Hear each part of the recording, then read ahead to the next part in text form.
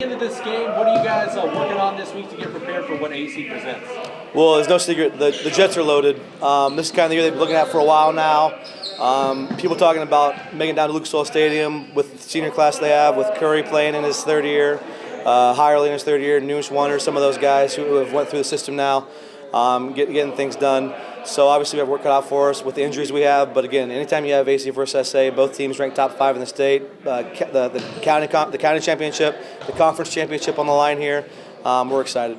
What can you take away? Well, last year you got them here and burned 29-9. What can you take away from that experience? What can these guys take away from playing their system and what they do that you guys can apply this time?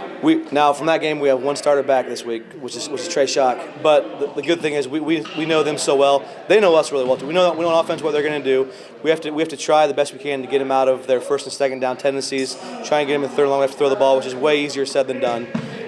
They're so good at just pounding out 3 yards, 4 yards, 5 yards of carry, and it's so demoralizing on a 90-yard drive where you can't get off the field on defense. So we're going to throw some different looks at them defensively. We're going to get creative offensively. We're not going to use injuries as an excuse. We're going to throw everything we have at them. We're going to get creative. What have you noticed in your team that you like? Because of the injuries and things, you've had a lot of moving parts, guys in roles that maybe you didn't envision them playing at the beginning of the season, but you're still, 4-1, a top 5 team in 1A. What can you say about the way that these guys have adjusted on the fly as this season has rolled on? Yeah, I love the maturity in our youth. Owen Warner's been great, a guy that got thrust into the role here. We plan to play him on varsity as receiver this year, so he's already going to be a varsity player, but you saw Aiden went down week 2, first drive of the game. Owen, calm and collected, takes his gloves off, walks to the huddle, and has a 3-touchdown game. He struggled a little bit last week with Monroe Central. He's still just kind of having those growing pains that every sophomore quarterback's going to have, but we're excited for his future, getting better and better. Clayton Troush, another sophomore, playing offensive line for us now with an injury. He's been great. We have Hunter Conger playing safety, who's filling in for Aiden, so we have new guys all over the place. But I've loved our leadership from the young guys and stepping up and just kind of embracing the fact that just because we have so many guys that graduated, so many injuries, unexpected, they still want to win, they still expect to win. When you look at Adams Central, offensively they're putting up huge numbers. Not really a secret what they're going to do either. Yeah. What have you noticed about their offense that you guys are really stressing on defensively this week, and what are some of the keys to just slowing them down and corralling what they do as a unit? I think Curry is one of the best players I've coached against in my 7 years as head coach. He's so dynamic, so explosive, and he's a great blocker. He's a great receiver. When they use him there, he's a great returner. So we have to be careful kicking away from him. He's just so dynamic and trying to stop him. They use him on the counter really well. They use him on the toss really well, like I said in the pass game. So we got to stop him. Hirely, you got to stop. They have an incredible backup for Hirely and Bloom, a sophomore, who is just as good as Hirely. So they have so much depth. Their skill positions.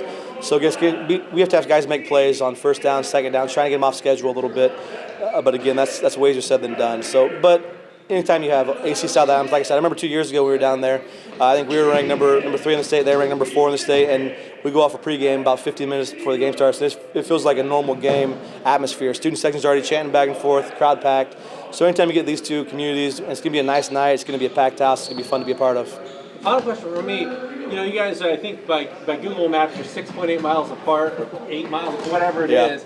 No, they have no restaurants though. We have some restaurants at least. That's our advantage. All they have is a gas station. I wasn't going to talk about all the amenities of Burke, but how is it possible that we can have 2 1A schools stocked with rosters of talented guys in the same area, year in and year out, competing at this high level? How is that possible? Is it in the water? What's the deal on that? That's a great question. I would say there's a lot of similarities as far as our communities go. First off, the community support is unbelievable. For what you look at Monroe community, the Byrne and Geneva community, how much they love the football program, how much they love the school, support these kids. And second, what I love about both our staffs is we both have a ton of alumni. I played at South Adams. I have 11 coaches who played at South Adams. So we all have that huge love and huge respect for the South Adams football program. We want to be successful. AC is the same way. Michael Moser went to school there. Their entire staff went to AC and graduated from there. So when you have a staff that's alumni, you have so much more love for that school. Anything else you'd like to add? We're excited. Good deal, man. Thanks for coming down, guys. I think the mentality this week is we're just going to go at them. They're real good, obviously, well coached. Coach Moser, they got a strong senior class. We played against them our whole life. We're just going to go right at them, give them everything we got, I guess. Offensively, obviously, we've seen you run the football this year. So, what is it offensively that you guys need to do well to go up against Adams Central's defense, which has put up good numbers themselves this year? Well, they got a good line. They got some athletes in the secondary. We just got to maintain the ball, not a whole lot of turnovers, and just, I don't know, run down the throats, I guess. Last year down here in Bernie, you guys beat them in Week 6. It was 29-9. What can you carry over? What do you remember about that performance, that game, that matchup that you guys can use this time around? Well, I remember their running back did score first against us. I don't remember his name, but I think we got to keep the mentality. We're winners. I mean, in high school we've won a lot. Just know that we're winners. Know that we can compete with teams like that, and just yeah. You guys have had to overcome some injuries and adversity so far this year. What can you say about the way guys have stepped up for this team, and how has that kind of mentality worked for you guys this year? You're 4-1, but you've been beaten up, and guys have stepped up and played, next man up mentality. Yeah, right. It's next man up always. Owen Warner, a good example at quarterback, sophomore. Aiden Warner goes down Week 1. We got Owen stepping up. We're 4-1 right now, doing a great job. I think just always be ready. Never know what's gonna happen. Final question, what are you most looking forward to about this game? I mean, huge rivalry, it's going to be a good one.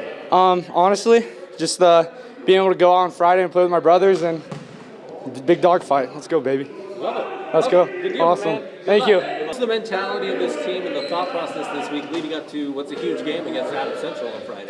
It's a pretty big game. We're working really hard in practice. We just think that we have to get our fundamentals down. We have some younger guys stepping up, so we're trying to get them some work and just keep a good mentality and go into the game strong. You said offensive line, correct? Obviously Adams Central's had a really good year defensively. What are some of the things you guys need to do on the offensive side to have the type of success that you want to have on Friday night against this defense? We just need to play our keys and just know what we're doing and have these younger guys stepping up and just filling spots. And I feel like if we play our game that we could win. Last year it was 29-9 in Bern against these guys in Week 6. Is there anything that you can remember or carry over from that game or that experience that you guys can use as a team this time around? I'm not 100% sure about that, but I can't really remember from last year. I'm just more focused on this year and getting this game and getting this win. For South Adams, you guys have faced a lot of adversity this year with injuries and players being available or not available on a certain night. How would you say this team has been able to succeed, knowing that, you've had injuries, but you guys have had guys step up into bigger roles? How have you guys been able to do that? The injuries have been pretty bad, but just coaching people up and teaching the younger kids what to do and having these people fill the spots and just step up it's actually been amazing. We've actually had some pretty young players that have actually surprised us. South Adams, Adams Central, it's a huge rivalry game. How much are you looking forward to this, and how long have you guys been kind of thinking about this game, circle the game on the calendar? And that's the one, man. We've been thinking about this game for a while now. We've been focusing on them. We've just been scouting them for a while now, and I think it'll be a great game. What are you most looking forward to about Friday? Just the crowd, the fans, how big it's going to be, and just ready to play a great team. A final question. You guys, you're only, I think, 6-7 miles apart. How have you guys both been able to turn into such big powerhouses as far as 1A football goes? Like, is it in the water? Like, what's the secret to I don't know, raising football players here in this area that's allowed not only one program but two programs to be, elite on the 1A state level? I think it's just the work ethic and how they coach up around here and just the culture and everything is it's crazy. Like, the work that all these kids put in for this team and everything and how dedicated they are is just crazy. Good deal. Anything else you'd like to add, my man? No, thank you.